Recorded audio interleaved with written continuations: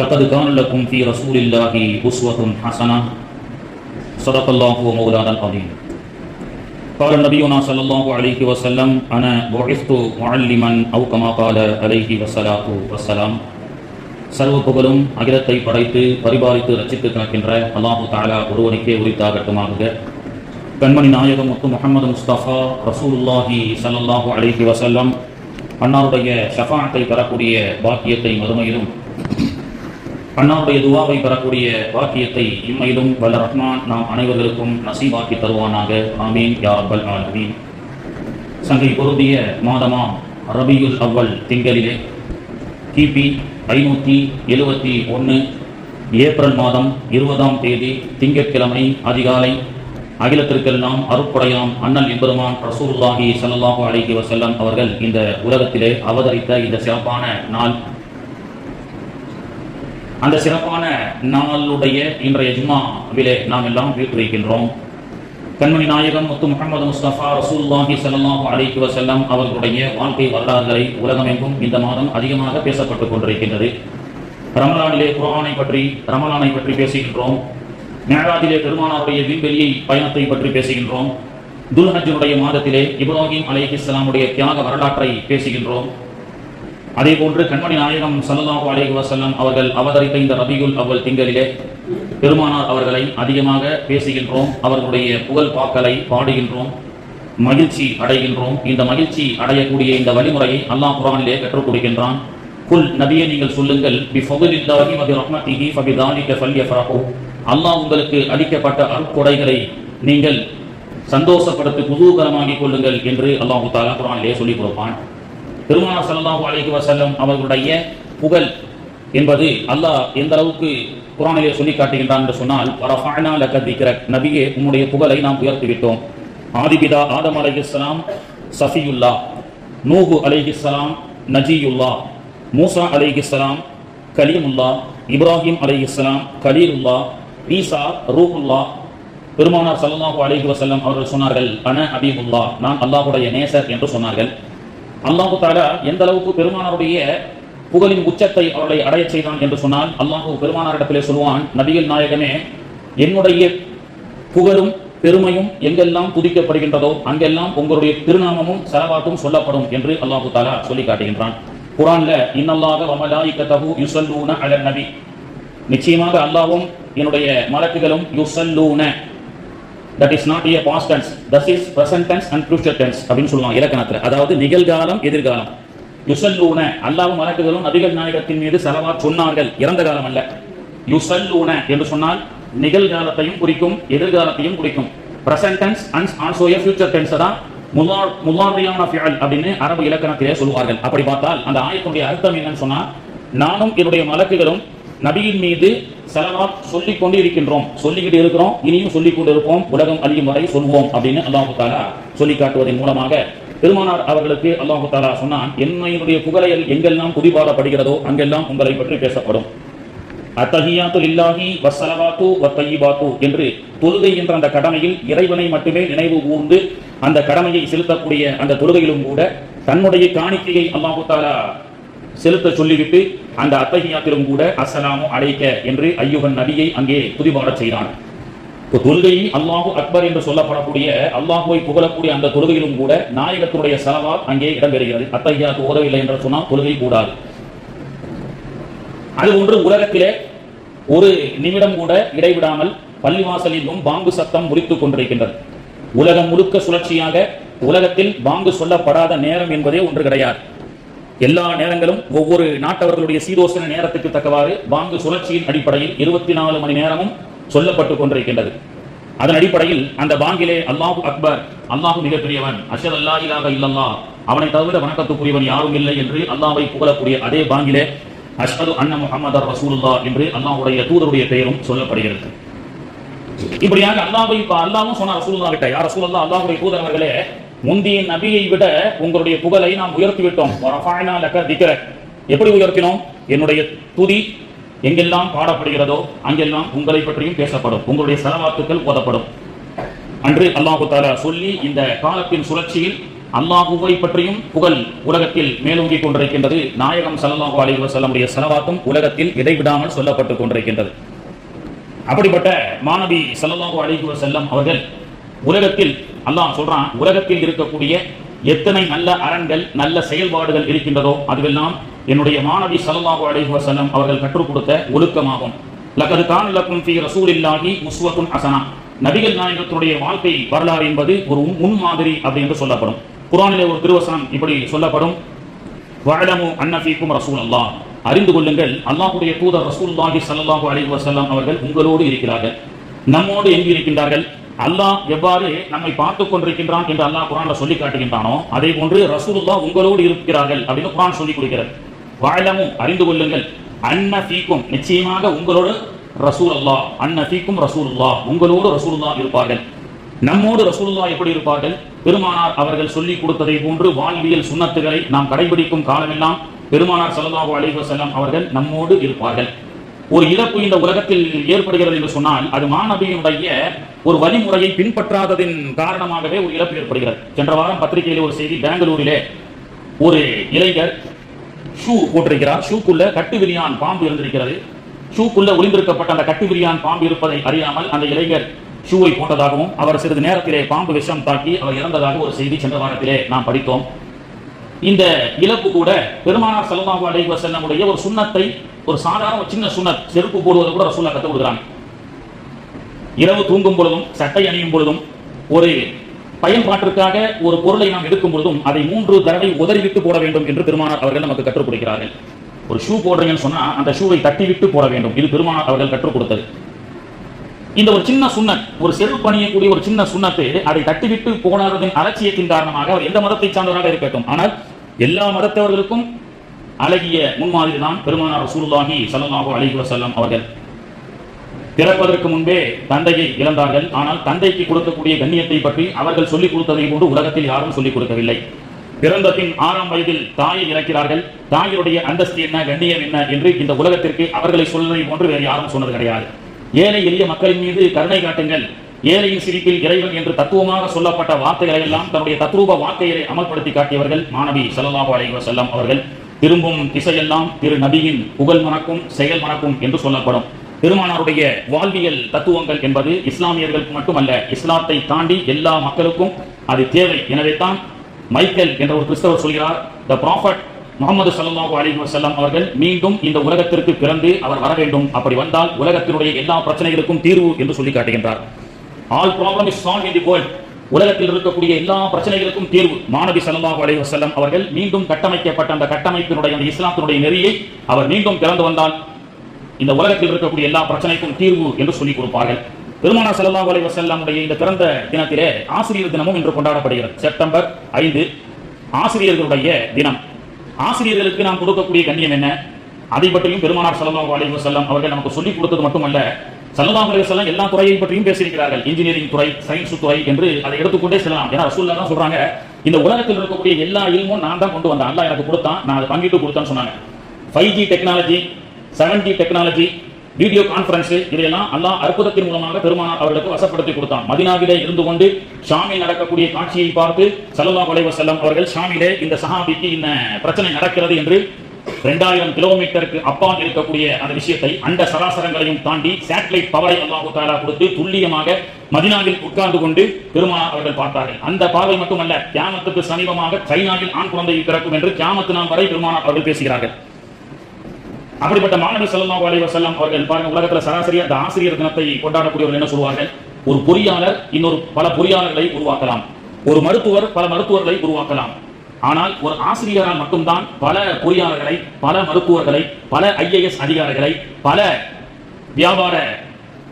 வியாபாரஸ்தர்களை உருவாக்க முடியும். அது ஆசிரியர் ஒருவரால் மட்டுமே முடியும் என்று சொல்லப்பட்டது. பள்ளிக்கூடத்துல சிறுவர்கள் எல்லாம் பேசிக்கிட்டாங்கன்னா, வருங்காலத்துல என்ன ஆகணும், எல்லாருமே டீச்சர் ஆகணும்பா, ஏன்னா சார் வாத்தியாரை பார்த்தா தான் நம்ம பயப்படுறோம். அதனால அந்த ஆளுமை, இன்னைக்கு பிள்ளைகளுக்கு வந்து ஆளுமை வேண்டும் என்ற அந்த சித்தாந்தத்தை கற்றுக் கொடுக்க வேண்டும். அப்ப பசங்க எல்லாம் நம்ம டீச்சர் ஆகணும்பா, வாத்தியாரனா தான் நமக்கு நிறைய மரியாதை அப்படின்னு பேசிட்டு இருந்தாங்க. கொஞ்ச நேரத்துல பிரின்சிபல் வந்தார், தலைமை ஆசிரியர். அவரை பார்த்த உடனே எல்லா வாத்தியாரும் எந்திரிச்சு நின்றாங்க. அப்பவும் ஒரு சில பசங்க சொன்னாங்களா, வாத்தியாராங்கிறத பிரின்சிபல் ஆகணும்பா, ஏன்னா வாத்தியார் வந்தா மாணவர்கள் மட்டும் தான் நினைச்சிருக்கிறாங்க, ஆனா பிரின்சிபல் வந்தா எல்லா வாத்தியாரும் நினைச்சிருக்கிறாங்க, அதனால பிரின்சிபல் ஆகணும் அப்படின்னு சொல்லி பேசிட்டு இருக்கும் போதே அடுத்து கரெக்டர் வராரு. அந்த பள்ளிக்கூடத்திற்கு கலெக்டர் வந்தார். தலைமை ஆசிரியர் உட்பட எல்லோரும் அந்த கலெக்டர் இடத்திலே மரியாதையோடு நிற்கும் பொழுது அப்போ சில பசங்க சொன்னாங்களா, ஆசிரியர் ஆகிறதும் பவர் கிடையாது, தலைமை ஆசிரியர் பிரின்சிபல் பதவியும் பவர் இல்ல, அது அவர்களும் நிற்கக்கூடிய அளவுக்கு உண்டான பவர் கலெக்டர் இடத்துல இருக்கு, சோ ஐஏஎஸ் ஆக வேண்டும் அப்படின்னு சில பசங்க பேசிட்டாங்க. இந்த நிகழ்ச்சி முடிந்ததோடு அந்த கலெக்டர் பள்ளிக்கூட ஆய்வை நடத்திவிட்டு பக்கத்தில் இருக்கக்கூடிய ஒரு வீட்டிற்கு பவ்யமாக சென்று ஒரு இடத்தில் மண்டிக்கிட்டு, ஐயா என்னை தெரிகிறதா, நான் தான் இந்த பெயருடைய மாணவன், உங்களிடத்துல 6ஆம் கிளாஸ் படிச்சேன். கலெக்டரே ஒரு வாத்தியாரத்திலே சென்று நிற்கும் பொழுதுதான் மீண்டும் பசங்க இல்லை நாம் வாத்தியாரம் தான் ஆக வேண்டும், ஏனால் தலைமை ஆசிரியரும் கட்டுப்பட்டு நிற்கக்கூடிய கலெக்டர், அரசியல்வாதிகளும் கட்டுப்பட்டு நிற்கக்கூடிய கலெக்டர் கூட பவ்யமாக ஒரு பெரியவருக்கு மரியாதை செய்கின்றார் என்று சொன்னால் அது ஆசிரியர்கள் தான். எனவே ஆசிரியர் தான் சிறப்பான பணி என்று சொன்னார்கள். நின்ற வண்ணமேயே எதிரில் இருக்கக்கூடிய மாணவர்களை உச்சந்தில் வைத்து அழகு பார்த்து பெருமைப்படாதவர்கள் உஸ்தாதுகள், ஆசிரியர்கள். வருடம் முழுக்க நின்று கொண்டு மாணவர்களுக்கு பாடம் நடத்துகிறார்கள். மாணவர்கள் எல்லாம் உட்கார்ந்து கொண்டு பாடத்தை கேட்கின்றார்கள். ஆனால் 40 ஆண்டுகளாக 50 ஆண்டுகளாக ஆசிரியர் பணியில் நின்று கொண்டே பாடம் நடத்திய அவர்கள் அந்த வகுப்பில் இருக்கக்கூடிய மாணவனை ஐஏஎஸ் கலெக்டராக, ஐபிஎஸ் ஆக, மருத்துவத்துறையின் சார்ந்த ஒரு டாக்டராக உருவாக்க முடியும் என்று சொன்னால் அது ஆசிரியர் பணிதான். எனவே ஆசிரியரால் இந்த உலகத்தில் வல்லமை மிக்க பல ஆளுமைகளை உருவாக்க முடியும் என்ற தத்துவத்தை ஆசிரியர் தினமான இன்று பேசலாம். ஆனால் 1400 ஆண்டுகளுக்கு முன்பு ஆசிரியர்களுக்கெல்லாம் ரோல் மாடல் பெருமானார் அவர்கள் சொன்னார்கள், நான் உங்களுக்கு ஆசிரியராக அனுப்பப்பட்டிருக்கேன் சொன்னாங்க. உங்களை வழிநடத்தக்கூடிய தீர்க்கதரிசி ரசூல் என்பதையும் தாண்டி இந்த உலகத்தில் உங்களுக்கு நான் ஒரு ஆசிரியராக அனுப்பப்பட்டேன் என்று சொல்லப்பட்டது.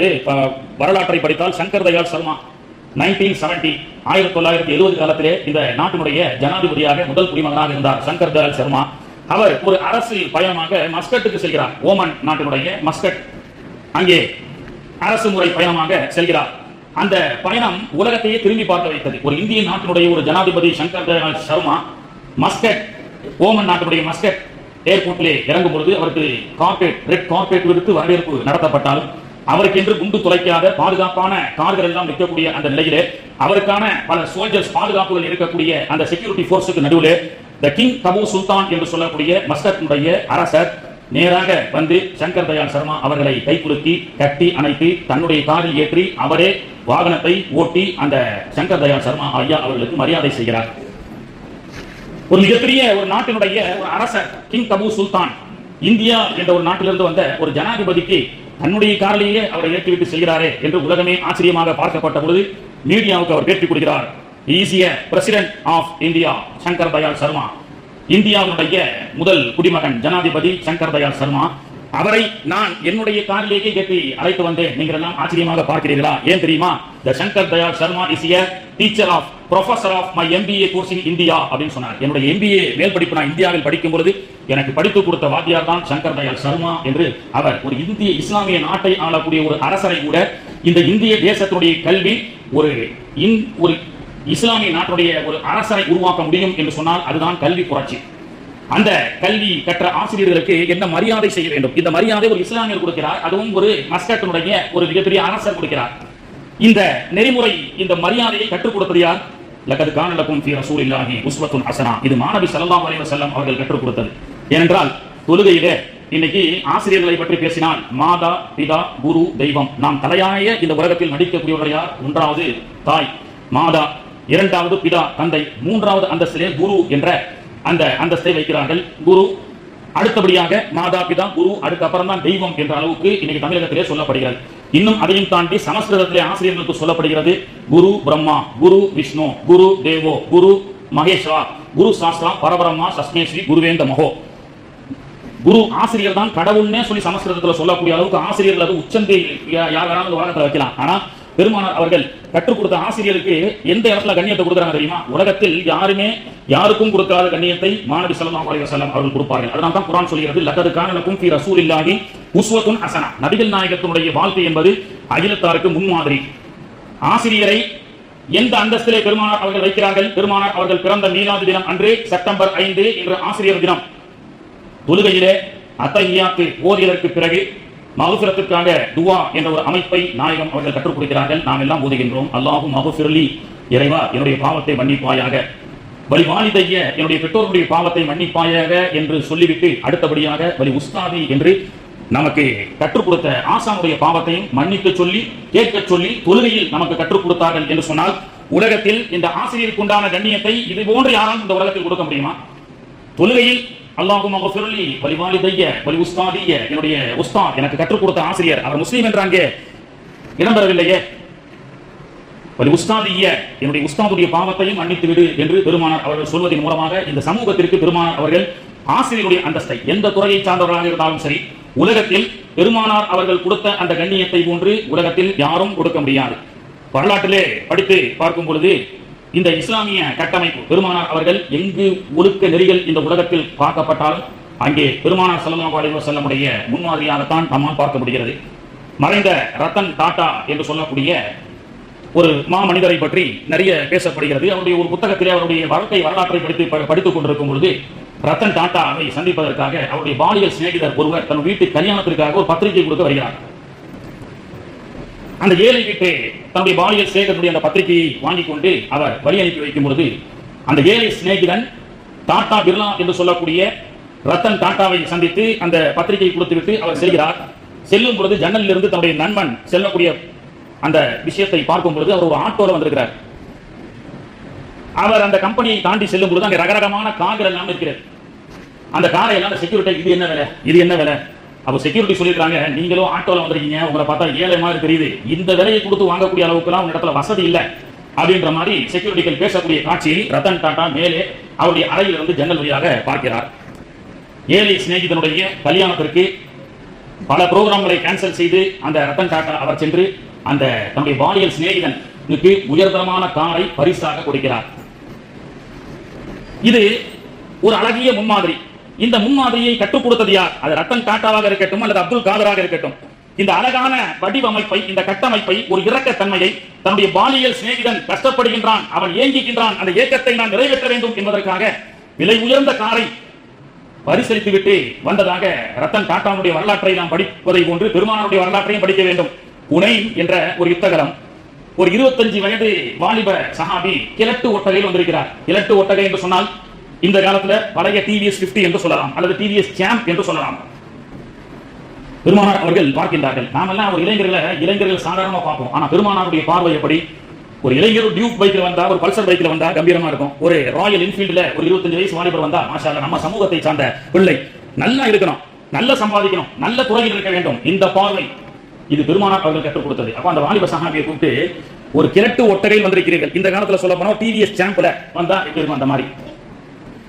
பெருமானார் ஸல்லல்லாஹு அலைஹி வஸல்லம், தம்பி வாகனம் ரொம்ப பழசா இருக்க, ஓல்டு மாடலா இருக்க அப்படின்னு சொல்லி பெருமானார் ஸல்லல்லாஹு அலைஹி வஸல்லம், ஒண்ணு பண்ணுங்க, இந்த வாகனத்தை எனக்கு கொடுத்துருங்க அப்படின்றாங்க. ரசூலுல்லாஹ், எனக்கு வித்துருங்க, நான் வாங்கிக்கிறேன். யார் ரசூலுல்லாஹ், இது காயிலாங்கடைக்கு கூட போட முடியாது நம்ம சொல்றோம்ல, அந்த மாதிரி அவர் சொன்னார். யார் ரசூலுல்லாஹ், ஃப்ரீயா கொடுத்தா கூட யாரும் வாங்க மாட்டாங்க, இல்ல நான் வாங்கிக்கிறேன். பெருமானார் அவர்கள் 100-200 திருகம் என்று 800 திருகங்களை கொடுத்து அந்த வாலிப சஹாபியிடத்திலிருந்து அந்த ஒரு திருகம் கூட மதிப்பில்லாத அந்த வாகனத்தை பெருமானார் அவர்கள் வாங்கி 800 திருகம் கொடுத்து, உனக்கு தாய் தந்தை இல்லை, உன்னுடைய சகோதரிகள் நிறைய ஊர்ல இருப்பார்கள், உனைன் என்ற இந்த அற்புதமான ஊருக்கு வந்திருக்கின்றோம். ஊருக்கு போகும்போது அக்கா தங்கச்சிகளுக்கு ஏதாவது வாங்கிட்டு போகணுமா இல்லையா? அக்கா தங்கச்சிகளை பார்க்க போனால், குடும்ப உறவினர்களை பார்க்க போனால் தீன் பண்டங்களை வாங்கி செல்லுங்கள் என்ற அந்த தத்துவத்தை கூட பெருமானார் ஸல்லல்லாஹு அலைஹி வஸல்லம் அவர்கள் நமக்கு கற்றுக் கொடுக்கிறார்கள். அது ஒரு சுன்னத்து. சொந்த பந்தங்க வீட்டுக்கு போறோம், வெறுங்கையோட வராதீங்கப்பா, ஏதாவது பிள்ளைங்க இருக்கக்கூடிய வீட்டுக்கு ஒரு ஸ்வீட் வாங்கிட்டு போங்கன்னு சொல்றோம்ல. இதுவெல்லாம் கேஷுவலா நம்ம வாழ்க்கையில் வாழ்ந்து கொண்டிருந்தாலும் இது மாநபி ஸல்லல்லாஹு அலைஹி வஸல்லம் அவர்கள் இந்த சமூகத்துக்கு கற்றுக் கொடுத்தது.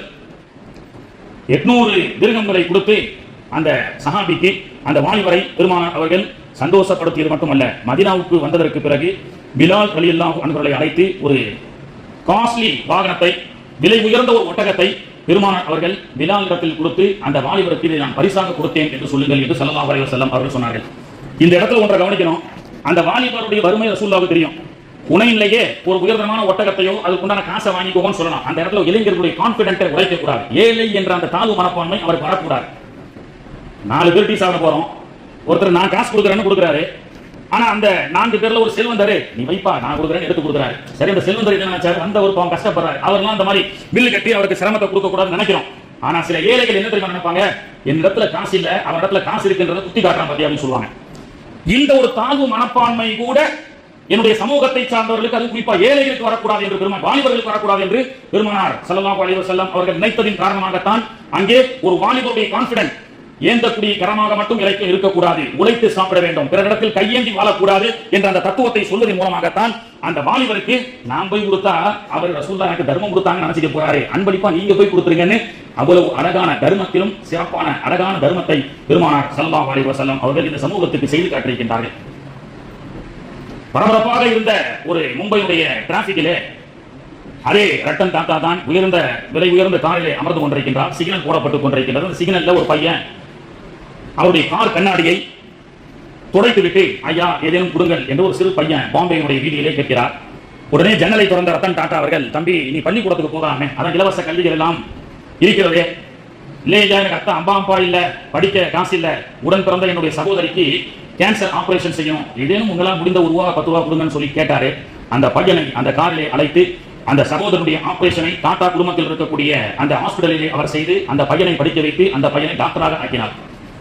வரும் வழியில் பிச்சை எடுத்துக் கொண்டிருக்கக்கூடிய ஒரு இளைய தலைமுறையை பார்த்து இவன் இந்த மும்பை நகரத்தில் பிச்சை எடுத்துக் கொண்டிருக்கக்கூடிய காட்சியை பொறுக்க முடியாமல் மும்பை நகரத்தினுடைய ஒரு பிச்சைக்காரன் யாசகம் கேட்கக்கூடிய அந்த சிறுவரையும் அழைத்து டாக்டர் என்ற உச்சாணியிலே அமர வைத்த ஒரு நல் உள்ளத்தை பற்றி இன்றும் பள்ளிவாசலில் பேசுகின்றோம் என்று சொன்னால், இந்த நல்ல ஒழுக்கம் லகது கான லகும் ஃபீ ரசூலில்லாஹி உஸ்வத்துன் ஹஸனா, இந்த சமூகத்திற்கு பெருமானார் அவர்கள் கற்றுக் கொடுத்த அழகிய முன்மாதிரி. பெருமானாருடைய வரலாற்றுக்கு செல்லுங்கள்.